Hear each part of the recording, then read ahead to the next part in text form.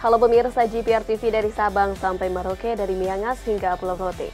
Bertemu lagi bersama saya Bilqis Sabila dalam program Kominfo Newsroom.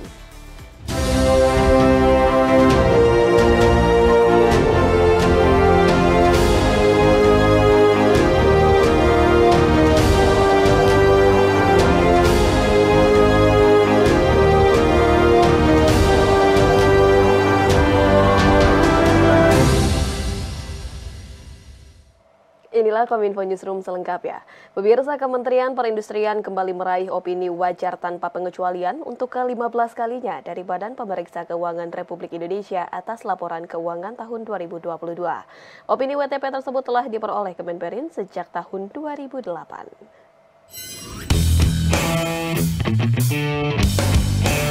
Kementerian Perindustrian kembali meraih opini wajar tanpa pengecualian dari Badan Pemeriksa Keuangan atas laporan keuangan tahun 2022, di mana capaian tersebut merupakan ke-15 kalinya diraih Kemenperin sejak 2008 silam. Pada tahun 2022, realisasi anggaran Kemenperin sebesar 2,585 triliun rupiah atau mencapai 98,13% dari anggaran sebesar 2,634 triliun rupiah. Sedangkan pada tahun anggaran 2023 yang sedang berjalan, Kemenperin mengelola anggaran sebesar 4,622 triliun rupiah, meningkat cukup signifikan dari tahun sebelumnya. Menurut Menteri Perindustrian Agus Gumiwang Kartasasmita, peningkatan alokasi anggaran tahun 2023 merupakan salah satu tantangan dalam mempertahankan opini WTP di tahun ini. Juga mengucapkan terima kasih sebesarnya kepada seluruh tim pemeriksa BPK yang telah memeriksa laporan keuangan kami dan sidang dalam alhamdulillah sudah disampaikan kepada media. Tahun ini juga kami memperoleh opini wajar tanpa pengecualian untuk WTP untuk 15 tahun berturut-turut pada laporan keuangan pada tahun 2022. Opini WTP tersebut telah kami peroleh sejak tahun 2008. Upaya untuk mempertahankan opini WTP akan ditempuh melalui langkah-langkah seperti melengkapi regulasi internal terkait pengelolaan keuangan dan pelaksanaan APBN, meningkatkan kesadaran seluruh anggota organisasi terkait pentingnya good governance, melakukan optimalisasi penggunaan sistem informasi, meningkatkan sistem pengendalian intern, serta meningkatkan peran APIP baik dalam proses perencanaan, pelaksanaan kegiatan maupun pelaporan. Pemirsa, ramai diisukan bahwa kawasan ekonomi khusus Sorong, Papua Barat Daya akan ditutup dan dicabut jika tidak beroperasi. Menanggapi hal tersebut, Wapres Ma'ruf Amin mendorong pemerintah daerah segera merevitalisasi kawasan tersebut untuk aktif kembali.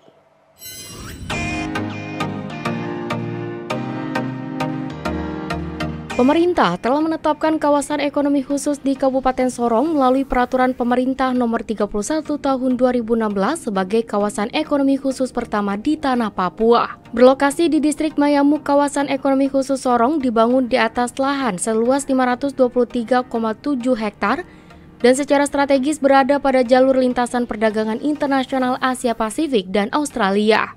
Mengingat pentingnya kawasan ekonomi khusus tersebut, Wakil Presiden Republik Indonesia Ma'ruf Amin mendorong pemerintah daerah untuk segera membangun dan mengelola kawasan itu untuk menjadi pusat pertumbuhan ekonomi baru di timur Indonesia. Saya minta gubernur supaya mempersiapkan dengan baik ya, untuk supaya bisa sebab ini kayak itu sesuatu anugerah ya untuk memberikan berbagai fasilitas, dan saya kira kita mengharap bahwa Sorong ini memang menjadi hub ekonomi di Papua ini. Di kesempatan yang sama, pejabat Gubernur Papua Barat Daya Muhammad Musaat memastikan pengembangan kawasan ekonomi khusus di Kabupaten Sorong akan dilakukan revitalisasi dengan memaksimalkan sarana prasarana. Musaat juga menambahkan bahwa telah berkoordinasi dengan beberapa perusahaan setempat untuk mendukung pengembangan kawasan ekonomi khusus tersebut, sehingga diharapkan mampu menekan angka pengangguran di Papua Barat Daya. Ini tahun ini kita sudah meraih ya, untuk memperbaiki sarana prasarananya. Kami juga sudah berkomunikasi dengan beberapa perusahaan yang ada di sini ya, yang siap juga memberikan dukungan. Ada Petrogas, ada GAC Nikel ya, dan beberapa yang lain sudah kita komunikasikan sehingga kayak ini tidak sampai dicabut.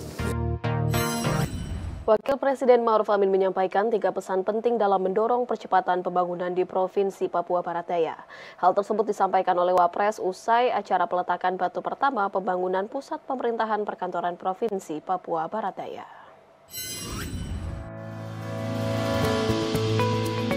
Menutup rangkaian kunjungan kerja di Tanah Papua, Wakil Presiden Ma'ruf Amin saat peletakan batu pertama Sentra Sarana Prasarana Pemerintah Provinsi Papua Barat Daya mengingatkan pemerintah daerah untuk mempercepat pembangunan di Provinsi Papua Barat Daya.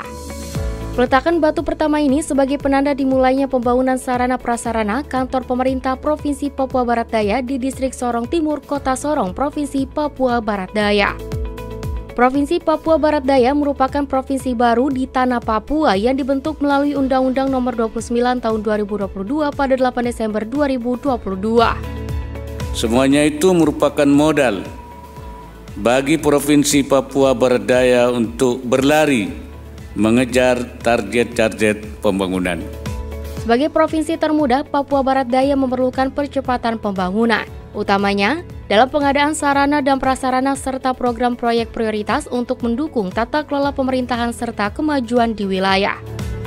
Wapres pun berpesan pembangunan di Provinsi Papua Barat Daya dapat dimanfaatkan seluas-luasnya untuk melayani penduduk Papua Barat Daya dengan penuh integritas dan tanggung jawab, serta meminta para pemangku kepentingan untuk dapat memperteguh komitmen dan sinergi dalam rangka mewujudkan agenda prioritas jangka pendek dan jangka panjang di Papua Barat Daya.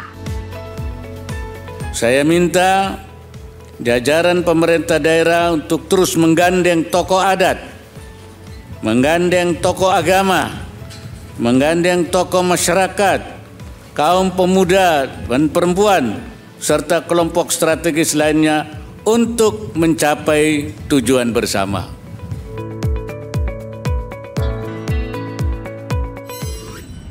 Sementara itu pemirsa, perekonomian yang kian membaik di tahun 2023 berpengaruh pada tingkat kemiskinan yang mengalami penurunan berdasarkan data BPS. Persentase penduduk miskin pada bulan Maret 2023 sebesar 9,36, turun 0,18% dibandingkan dengan bulan Maret 2022.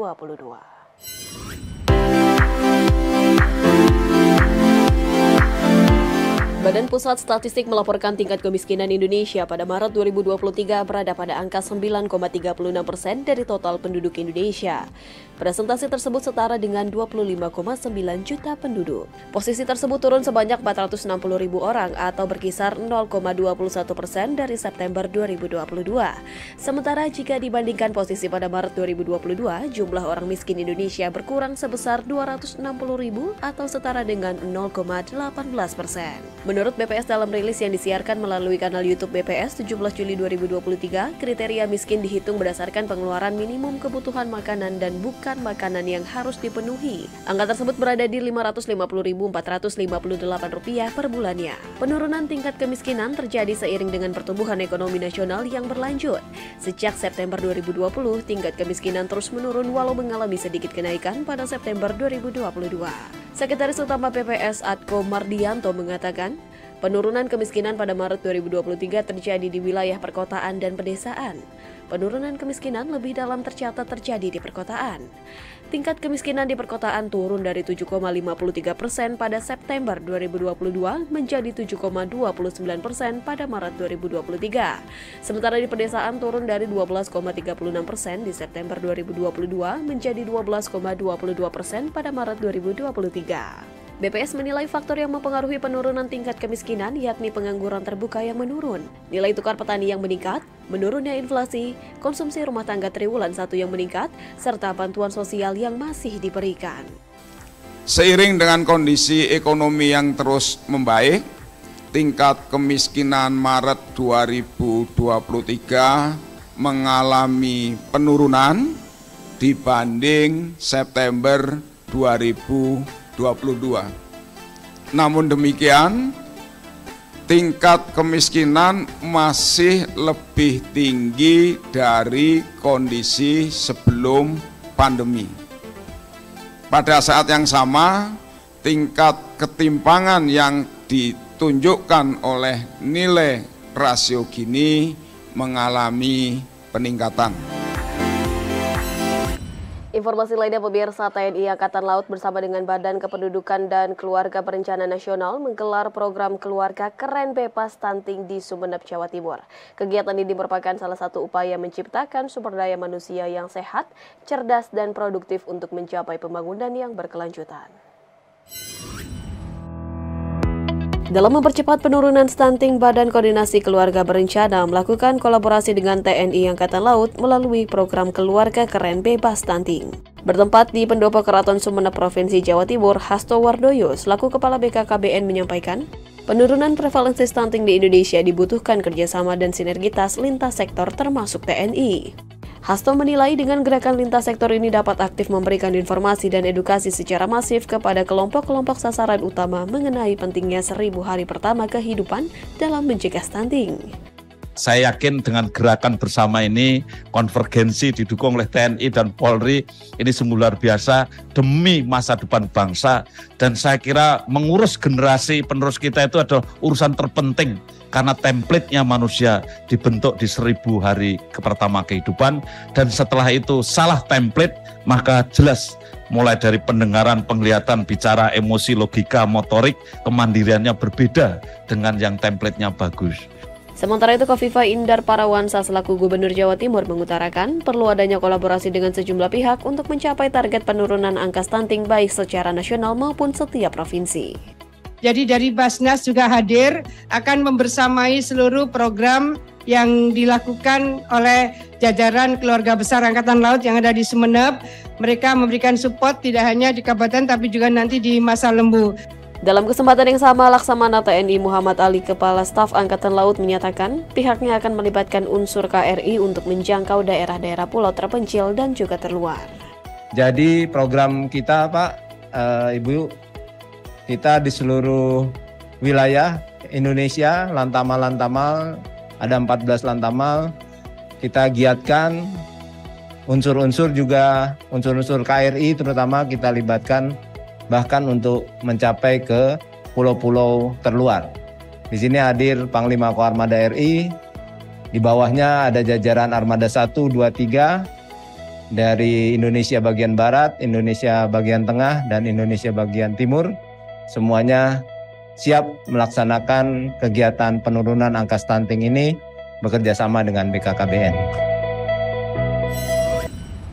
Pemirsa, usai jeda kami akan kembali dengan beragam informasi lainnya. Tetaplah bersama kami dalam Kominfo Newsroom.